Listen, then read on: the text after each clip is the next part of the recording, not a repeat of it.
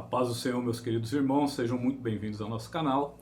Meu nome é Wagner Vieira, sirvo a Deus na IEDBIR, Igreja Evangélica Assembleia de Deus, Ministério do Belém, na cidade de Birigui, São Paulo. Igreja essa sob os cuidados do pastor Emanuel Barbosa Martins Júnior.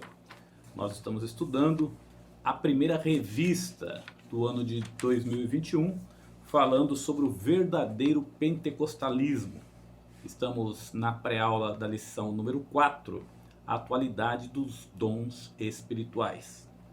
Se você gostar desse vídeo, não se esqueça de se inscrever no canal, compartilhar com seus amigos, principalmente professores de escola bíblica dominical, e deixar aquele like ao final. Muito bem. Tópico primeiro vai nos dizer assim: a necessidade dos dons espirituais hoje. Por que é que os dons espirituais foram dados? Para a edificação da igreja. Todos os dons nós encontramos eles em ação quando a igreja nasceu. E todas as dificuldades, todos os problemas que existiam naquela época existem ainda nos dias de hoje. Portanto, os dons espirituais eles são necessários também nos dias de hoje. Porque enquanto a igreja estiver aqui, haverá a necessidade dessa igreja ser edificada. Basta que nós nos lembremos que a igreja somos eu e você. E todos os dias estão sendo acrescentadas pessoas a esse corpo do Senhor Jesus. Logo, essas pessoas que estão chegando, elas precisam ser edificadas. E isso se faz através dos dons, através da comunhão, através da ministração uns aos outros. Subtópico primeiro, exortação a conhecer os dons. Paulo vai dizer aos irmãos, nessa carta aos Coríntios, no capítulo 12, que ele não quer que os irmãos sejam ignorantes acerca dos dons. Esse termo, não quero que vocês sejam ignorantes, é um termo recorrente de Paulo, era um termo próprio dele, comum na vida de Paulo. Ele vai fazer uso também desse termo em 1 Tessalonicenses capítulo 4, verso 13, quando ele diz: não quero, porém, irmãos, que vocês sejam ignorantes acerca dos que dormem.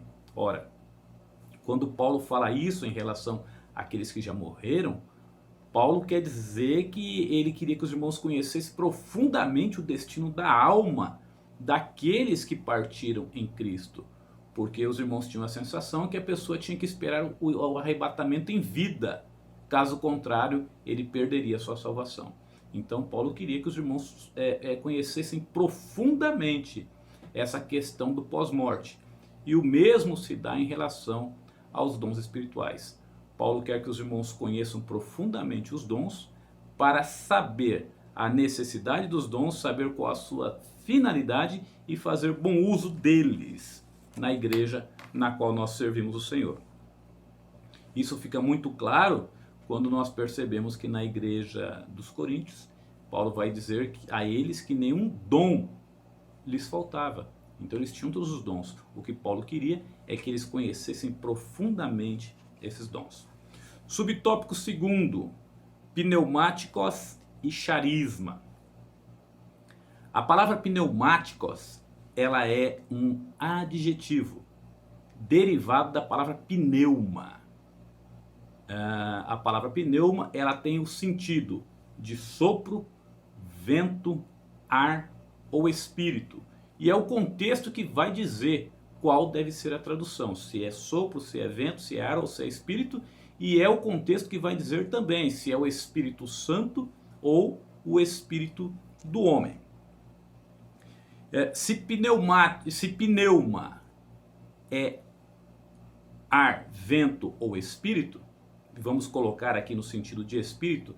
Se pneuma é espírito, pneumáticos é espiritual. Então nós encontramos o termo que Paulo vai usar aqui de maneira substantivada, tom pneumaticon, ou seja, coisas espirituais, das coisas espirituais, que foi traduzido por dons espirituais. A outra palavra usada para se referir a isso é charisma. É um cognato de charis. O que seria um cognato? É uma palavra que vem da mesma raiz. Então o que o comentarista está afirmando aqui é que charisma, que alguns chamam de charisma, vem da mesma raiz de charis, graça, ou seja, são dons, mas esses dons, eles são dados pela graça, eles estão relacionados à graça divina. Subtópico terceiro, o que são os dons espirituais? O comentarista vai nos colocar aqui, que são capacitações especiais e sobrenaturais concedidas pelo Espírito de Deus aos crentes para serviço especial na execução dos propósitos divinos por meio da igreja. Então, essas coisas que são realizadas, essas obras espirituais que são realizadas, elas são realizadas por meio da igreja. São equipamentos, são capacitações que Deus dá à sua igreja. Em outras palavras, não existe dons espirituais para quem não é igreja. E aqui eu me refiro à igreja, corpo de Cristo. Os dons espirituais são capacitações do Espírito para crescimento da igreja, para abençoar a igreja. Na continuação do subtópico terceiro, ele vai citar algumas obras nas quais necessita-se dos dons espirituais. Ele vai colocar aqui evangelização, operação de milagres, exercício do ministério, dentre outros. Vamos analisar aqui, por exemplo, o caso de Pedro, ali com Ananias e Safira, em Atos capítulo 5, verso 19, quando eles venderam a herdade e depositaram aos pés dos apóstolos, como outras pessoas estavam fazendo, e foi revelado a Pedro.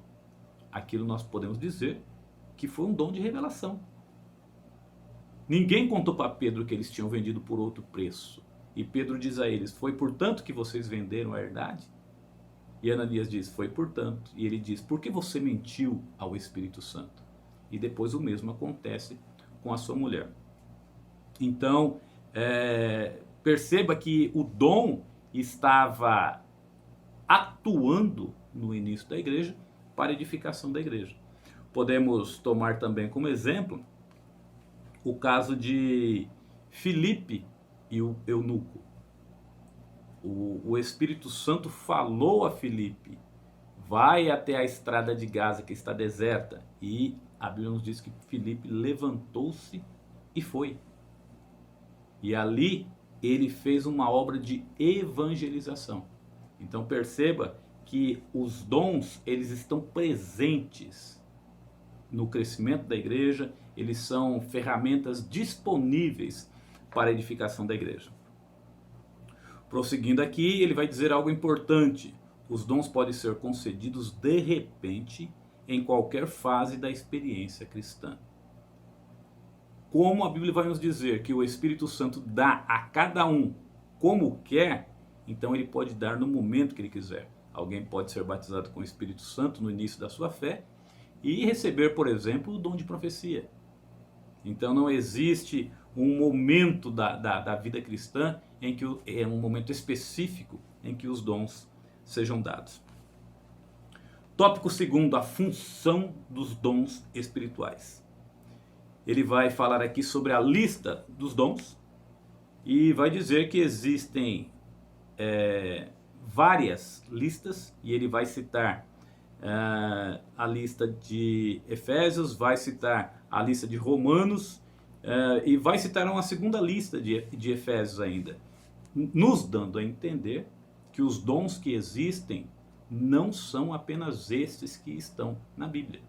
A pessoa pode ter um dom que não está citado aqui. Os dons não se restringem a isso. Podemos compreender isso lendo o final do primeiro subtópico, que nos diz assim: em nenhum lugar o apóstolo limita o número de dons.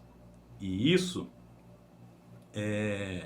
nós precisamos entender que não é porque nós nunca vimos Deus agir daquela forma, não é porque nós nunca presenciamos, nunca ouvimos falar de Deus agir de determinada forma, que Deus não possa agir de determinada forma. Porque afinal de contas, quem somos nós para ser o crivo naquilo que Deus está fazendo ou o crivo na atuação do que Deus está fazendo?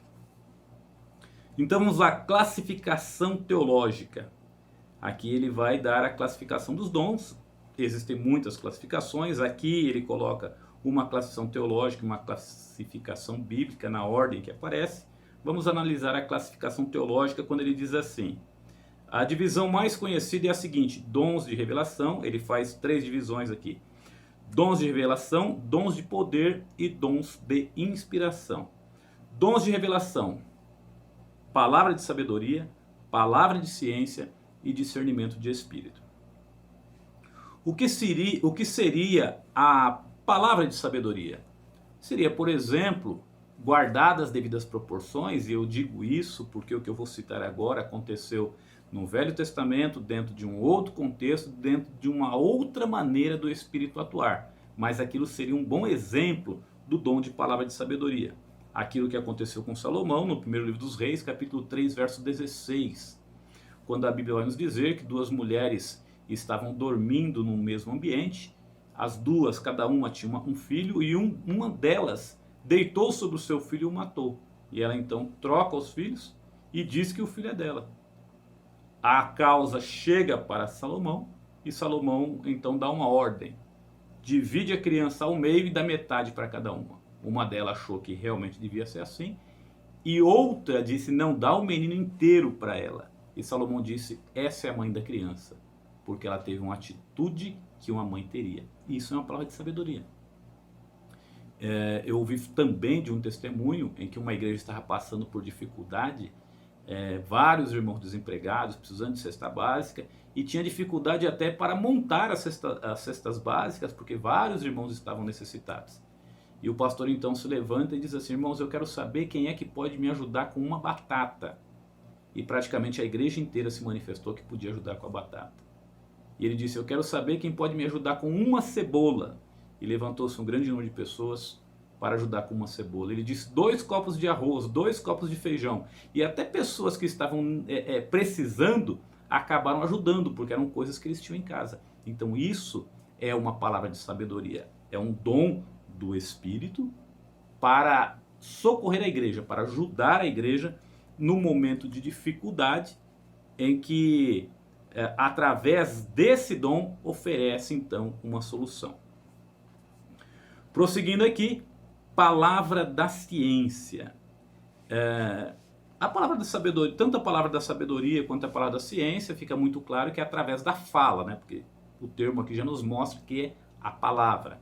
O que seria a palavra da ciência? A palavra de sabedoria seria algo prático, e a palavra da ciência seria algo teórico. É um conhecimento que a pessoa tem sem que ela tenha estudado.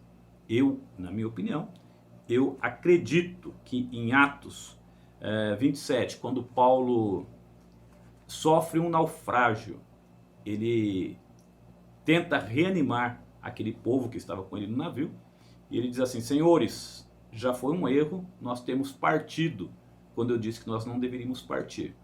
Porém, o anjo do Deus a quem eu sou e a quem eu pertenço me entregou uma mensagem, ele se revelou a mim e disse que ninguém vai se perder dos que aqui estão.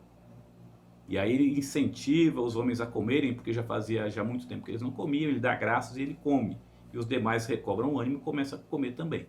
E ele diz assim: contudo, é necessário que nós demos em uma ilha. Ora, com os poucos recursos de navegação que eles tinham ali, Paulo sabia que existia determinada ilha ali, e essa ilha era a ilha de Malta. Se o anjo não disse para ele: Paulo, vocês vão, nesse naufrágio vocês vão acabar dando em uma ilha, se o anjo não disse para ele, e ele tinha a certeza de que eles iriam naquela ilha, iriam acabar dando naquela ilha, isso é o dom da palavra de ciência. É algo que a pessoa não sabia, mas ele tem a convicção, ele passa a saber sem ter estudado, sem ter os recursos para estudar, sem ter os recursos para saber. Então isso é a palavra da ciência. Discernimento de espírito, praticamente o nome já se encarrega de nos informar o que é, né? Discernimento é nós sabermos dizer: entre uma coisa e outra. Então, discernimento de espírito é nós sabermos dizer qual é a fonte de onde está procedendo determinada coisa. E nós sabemos que as atuações no mundo espiritual, elas podem vir de origem divina, elas podem vir de origem maligna, e elas podem até vir de uma natureza humana. De repente o homem pode manipular. E aquele que tem o dom de discernir os espíritos, então ele sabe dizer qual é a fonte que está atuando ali, naquele momento. Dons de poder. Ele coloca aqui primeiro, fé. Essa fé não é a fé natural. Aquela fé que qualquer pessoa tem, as pessoas no mundo aí têm, que dizem que Deus existe. Não é essa fé. Não é também a fé salvífica, aquela fé que foi gerada no nosso coração para que nós aceitássemos Jesus como Salvador. Essa fé é uma fé mais intensa, é uma fé sobrenatural, é uma fé com um dom. Eu conheço uma pessoa a quem eu atribuo, é uma pessoa que tem uma fé que eu desconheço, alguém que tem uma fé daquele tanto.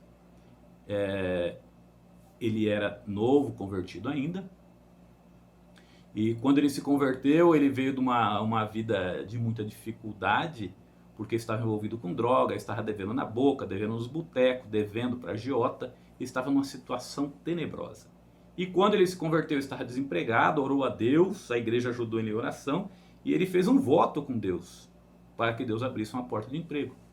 Deus abriu uma porta de emprego e ele disse mais, ele disse: Senhor, o cobrador não sai da minha porta, mas hoje eu quero dormir na minha casa. Se eu estou te aceitando como Salvador, eu creio que o Senhor vai cuidar de mim e hoje eu quero dormir na minha casa. Porque ele não podia nem ir para a casa dele. E aquele dia ele foi. E exatamente no dia que ele foi para sua casa, o cobrador não foi mais, o cobrador desistiu dele. Deus abriu uma porta de emprego e ele foi pagando as suas dívidas, a dívida na boca, a dívida no boteco, a agiota. E Deus foi abençoando. E ele sempre orando e pedindo a Deus para que aquelas pessoas não fossem atrás dele. Um certo dia aqui na nossa cidade, ele estava na mesma calçada daquela pessoa e quando ele ergueu os olhos, ele percebeu que ele já estava quase em cima daquela pessoa. E ali em pensamento ele disse: Deus, eu pedi para o Senhor, eu orei ao Senhor para o Senhor não me deixar encontrar com esse homem. E era um dos cobradores mais perigosos para quem ele devia. E se fosse uma pessoa comum, se fosse eu, por exemplo, eu oraria e dizia: Deus, toca no coração desse homem para que ele não seja perverso para comigo, para que não seja maligno para comigo. Mas ele fez uma oração diferente. Ele disse: Deus, assim como Jesus se fez invisível aos discípulos no caminho de Emaús, eu creio que o Senhor pode me fazer invisível aos olhos desse homem. Eu não vou correr, eu vou passar do lado dele do jeito que eu estou, e eu peço que o Senhor não deixe que ele me veja.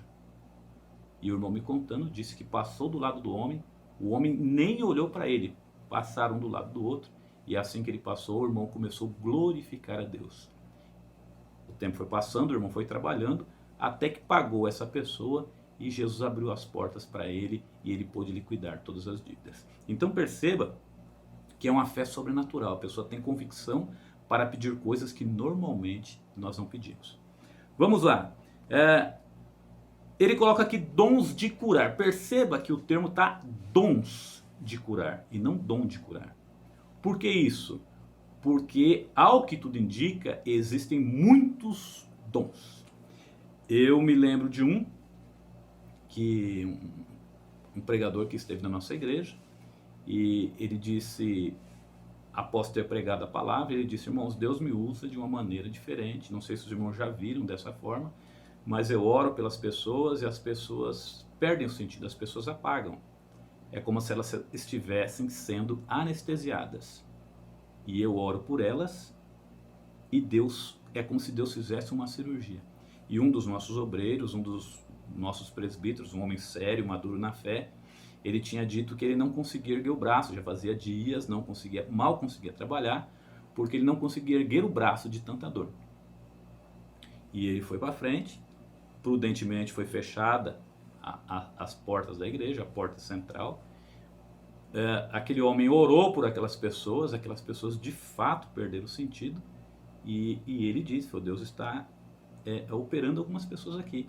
E quando aquelas pessoas acordaram, quando esse presbítero acordou, ele ficou impressionado. E ele disse para mim, ele disse, irmão, eu estou impressionado com isso. Eu cheguei no culto com uma dor insuportável, que já estava comigo há semanas. E após a oração, eu acordei sem dor nenhuma. Então, existem muitas maneiras de Deus operar. E às vezes a gente se torna incrédulo justamente porque Deus pode operar de uma maneira que a gente nunca viu. Então a gente fica com o pé atrás, fala, mas eu nunca vi isso. Mas o fato de nós não termos visto não significa que não pode acontecer. Deus diz para Jeremias, clama a mim e responder-te-ei, e anunciar-te-ei coisas grandes e firmes que não sabes. Ora, o fato de Jeremias não saber, não impedia que Deus revelasse uma coisa para ele.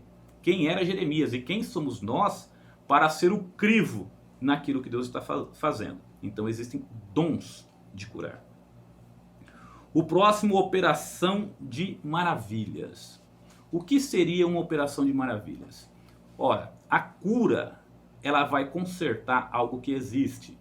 Por exemplo, um homem, Jesus, ele cura o homem da mão mirrada, por exemplo. O homem tinha a mão, mas a mão não podia se estender. Jesus cura aquele homem. Jesus cura um paralítico. Aquele homem, ele tinha as pernas, mas aquelas pernas não conseguiam sustentar aquele homem. Então Jesus cura aquele paralítico. No caso da maravilha, é algo que vai além.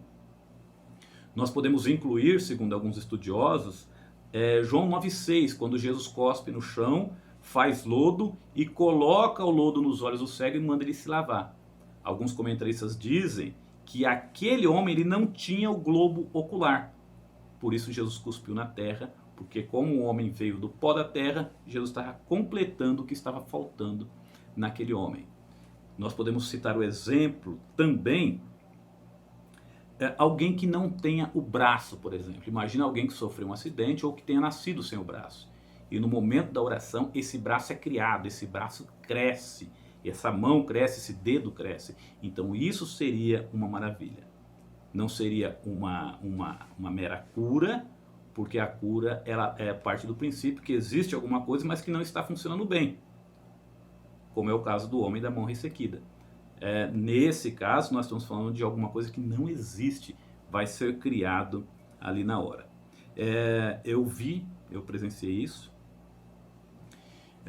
Alguém que era obeso, hipertenso, diabético, e o pregador disse assim, eu vou orar por pessoas aqui, e essas pessoas vão perder peso, pessoas que são obesas, que estão com problema de saúde e não conseguem emagrecer, elas vão perder peso. E existia um dos pastores ali do nosso campo, que praticamente aquele homem foi reduzido pela metade. Praticamente saiu um homem dentro de outro homem. O peso dele caiu pela metade. E ele me dizia que a pressão dele era 22, era 23, por 13, por 14. E depois que isso aconteceu, a pressão dele normalizou, ele parou de tomar remédio tanto para pressão quanto para diabetes. Então isso aqui seria uma maravilha. Dons de inspiração, praticamente eles se autoexplicam, porque a gente já convive com eles há mais tempo, né? A profecia, a variedade de língua e a interpretação dessas línguas, e aqui a gente não precisa entrar em detalhes. A classificação bíblica nós podemos pular, porque as classificações elas podem variar. Mas é importante nós falarmos aqui no subtópico 4, para o que for útil. O Espírito Santo ele distribui a cada um para o que for útil. O comentarista coloca assim, a cada um para o que for útil, proveitoso para edificação espiritual e crescimento numérico da igreja. A função dos dons espirituais é tornar a manifestação do poder de Deus cada vez mais real e dinâmica para a edificação do corpo de Cristo. Então, o próprio texto vai nos colocar aqui que o dom ele é para o que for útil, de maneira que essa é uma forma de nós sabermos se aquilo realmente é um dom espiritual. É útil? Acontece alguma coisa que traga benefício para a igreja? Alguém me disse uma vez que tinha o dom do impacto. Aliás, não era ele estava dizendo de uma outra pessoa que tinha o dom do impacto. E eu fiquei assim, surpreso. Nossa, nunca ouvi falar nisso, o que vem a ser isso? Ele falou assim, a pessoa impõe a mão e o outro despenca. Ele perde o sentido, ele despenca na hora. E eu disse para ele, mas tem alguma Revelação?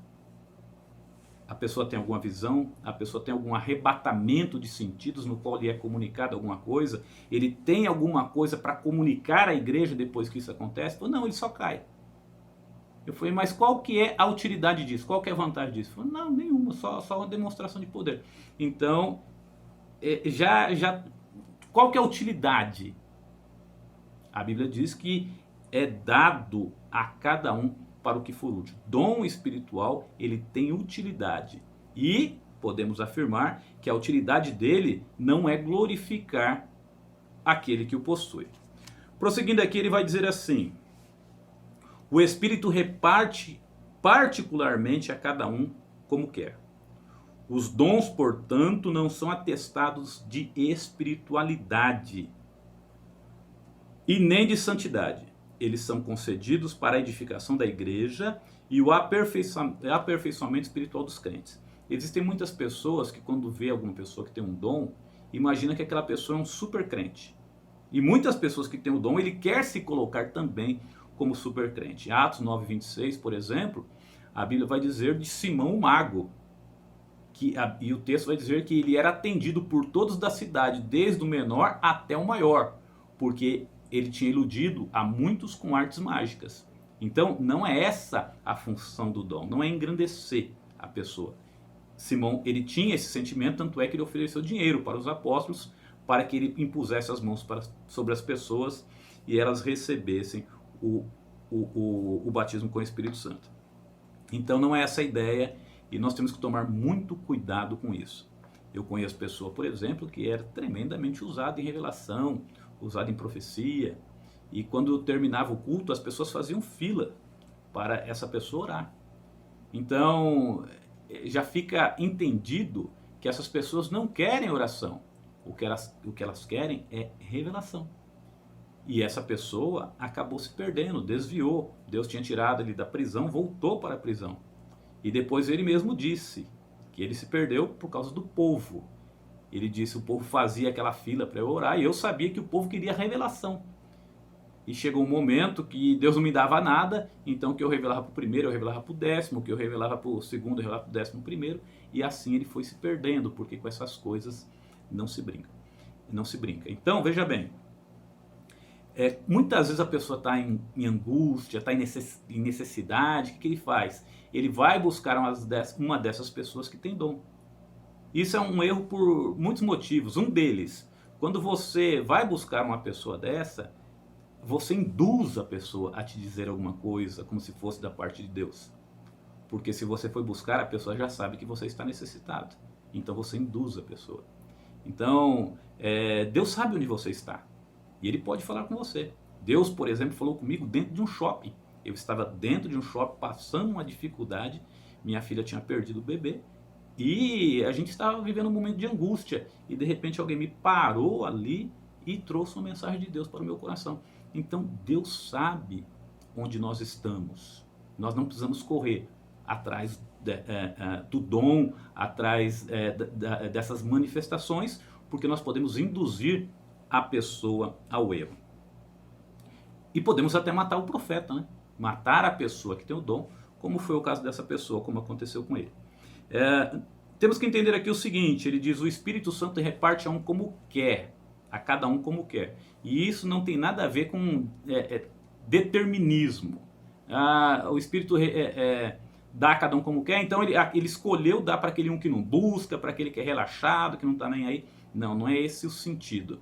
Eu busco e você busca, e outro busca, mas o Espírito dá para o outro. Eu estou buscando também, mas o Espírito dá para o outro, porque ele dá a cada um como ele quer. Vamos adiante, partindo para o final. Não se esqueça de deixar o seu like nesse vídeo, não se esqueça de compartilhar com outros professores, alunos de Escola Bíblica Dominical e de ser um inscrito no canal para abençoar o nosso canal. Subtópico terceiro, partindo para o final, os dons revelam a unidade na diversidade. E ele vai citar aqui no subtópico primeiro, diferentes dons. E ele coloca aqui, nós precisamos saber que são diferentes os dons da graça concedidos segundo a medida da fé. E ele vai colocar que são 3 classes de manifestações, as quais revelam a atuação do Deus Trino. Diversidade de dons atribuído ao Espírito, diversidade de ministério atribuído ao Filho e diversidade de operações como ação do Pai. E isso ele está se referindo ao texto da nossa leitura bíblica em classe, que diz assim: ora, há diversidade de dons, mas o Espírito é o mesmo. Há diversidade de ministério, mas o Senhor é o mesmo. E há diversidade de operações, mas o mesmo Deus é que opera tudo em todos. Por que que o comentarista fala que essa diversidade de ministério, por exemplo, está relacionada ao Filho? Porque nós vamos encontrar em Efésios, no capítulo 4, verso 8, subindo ao alto, levou cativo o cativeiro e deu dons aos homens. Quem é esse? Jesus. Porém, no verso 11 vai dizer assim: e ele mesmo deu uns para apóstolos, outros para profetas, outros para evangelistas, outro para pastores e outro para doutores e mestres. Então essa é a mão de Deus na igreja. Jesus deu, a Bíblia vai dizer que foi ele que deu essas coisas. Eu costumo ilustrar assim: ele mesmo deu uns para apóstolos, é o dedo mais pesado, a maior responsabilidade. Foram os apóstolos que foram encarregados de difundir o evangelho pelo mundo. Outros para profetas, é o dedo que aponta. Foi assim que Natan fez: tu és o homem. Evangelista, o maior de todos, é aquele que ganha a alma. Pastores, o dedo da aliança, o compromisso com a igreja. E o mestre, que são aqueles que alcançam onde os demais dedos não alcançam. Quando a gente limpa a orelha, por exemplo, a gente limpa com esse aqui. O mestre, ele alcança lugares que os outros não alcançam. E a Bíblia vai dizer que foi Jesus que deu. Então, essa diversidade, ela mostra a unidade de Pai, Filho e Espírito Santo. Prosseguindo, subtópico segundo, a unidade. Paulo vai repetir aqui, ele diz assim: há diversidade de dons, mas o Espírito é o mesmo. Então ele vai fazer um contraste entre diversidade e mas. Ele vai colocar um porém nisso, para mostrar que é o mesmo Deus que opera tudo em todos. Para encerrar, eu quero esclarecer o verso 3 da nossa lição, que diz assim: portanto vos quero fazer compreender que ninguém que fala pelo Espírito de Deus diz, Jesus é anátema. E ninguém pode dizer que Jesus é o Senhor, senão pelo Espírito Santo. Ora, existem pessoas que acreditam, por exemplo, eu já até vi pessoas fazendo isso, que quando vai expulsar demônio, fala para o endemoniado: fala Jesus é o Senhor, fala Jesus é o Senhor, como se aquilo fosse o sinal de que a pessoa está liberta. Não é isso que o texto está dizendo. O texto está dizendo, o contexto está falando acerca de dons espirituais. Então o que Paulo está querendo dizer aqui é o seguinte: que ninguém através de um dom espiritual vai dizer que Jesus é anátema, ou seja, que Jesus é maldito. Ninguém, por exemplo, através de uma profecia do Espírito Santo, uma profecia verdadeira, vai dizer que Jesus é maldito. É isso que Paulo está dizendo aqui. E ele prossegue dizendo: e ninguém pode dizer que Jesus é o Senhor, senão pelo Espírito Santo. Por que isso? Porque não é meramente falar que Jesus é o Senhor. O que Paulo está se referindo aqui é alguém reconhecer que Jesus é o Senhor. E ninguém vai fazer isso a não ser pelo Espírito Santo. Por quê? Porque é o Espírito Santo que convence o homem. Nós vimos em lição anteriores. Convence o homem do pecado, da justiça e do juízo. A pessoa se converte, a pessoa aceita Jesus como Salvador e como Senhor através de uma atuação do Espírito Santo. Então é impossível alguém reconhecer Jesus como Senhor senão pelo Espírito. É isso que Paulo está dizendo aqui. Que Deus te abençoe e até a próxima.